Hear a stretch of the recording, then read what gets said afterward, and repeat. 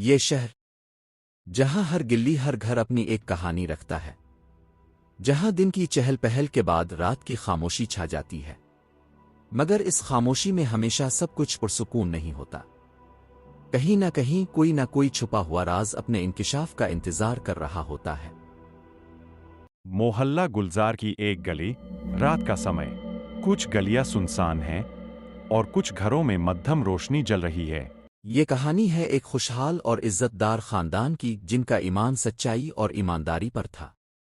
احمد صاحب جو اپنی دیانتداری کے لیے جانے جاتے تھے، ان کی بیوی فاطمہ جو اپنے بچوں کی حفاظت کے لیے ہر وقت فکر مند رہتی تھیں، اور ان کے 3 بچے حمزہ، عائشہ اور علی، جن کی زندگی عام بچوں کی طرح ہنسی خوشی گزر رہی تھی۔ احمد صاحب کا گھر علی کھڑکی کے قریب بیٹھا آسمان کو دیکھ رہا ہے۔ اچانک اس کے چہرے پر حیرانی کے آثار آ جاتے ہیں۔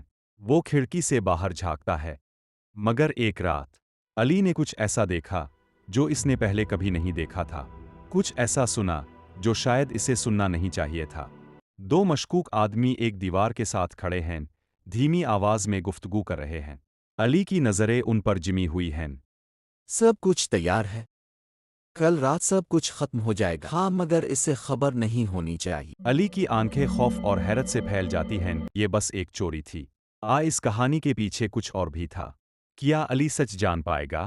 کیا احمد صاحب کا خاندان اس طوفان سے بچ سکے گا؟ محلے میں صبح کا وقت، سب لوگ پریشان، پولیس کی گاڑیاں آتی ہیں، محلے کے لوگ سرگوشیاں کر رہے ہیں۔ یہ عام چوری نہیں لگ رہی، کوئی اندر کا آدمی اس میں ملوث ہو سکتا ہے۔ کامران چچا اپنے کمرے میں بے چینی سے ٹہل رہے ہیں، فون پر کسی سے سرگوشی میں بات کر رہے ہیں۔ تم نے رات کو کیوں دیکھا تھا؟ کوئی ہمیں پہچان نہ لے۔ حمزہ اور علی کی گفتگو۔ علی پریشان، حمزہ گہری سوچ میں پڑا ہوا ہے۔ حمزہ بھائی، مجھے لگتا ہے کہ کچھ بہت بڑا ہونے والا ہے۔ یہ ایک عام رات نہیں تھی، یہ ایک ایسا راز تھا جو سب کچھ بدلنے والا تھا۔ علی اور حمزہ مل کر ایک راز کھولنے کی کوشش کریں گے، مگر کیا وہ پولیس تک صحیح معلومات پہنچا سکیں گے؟ کیا واقعی کامران چوروں کے ساتھ ملا ہوا ہے، کوئی اور سچائی چھپی ہے؟ احمد صاحب کا گھر، رات کا سمے۔ علی اپنے بستر پر لیٹا ہے، مگر نیند اس کی آنکھوں سے کوسوں دور ہے۔ کھڑکی کے باہر ہوا کے جھونکے پردوں کو ہلا رہے ہیں۔ علی کی نظریں چھت پر جمی ہیں، مگر اس کے دماغ میں وہی شبد گونج رہے ہیں جو اس نے گلی میں سنے تھے۔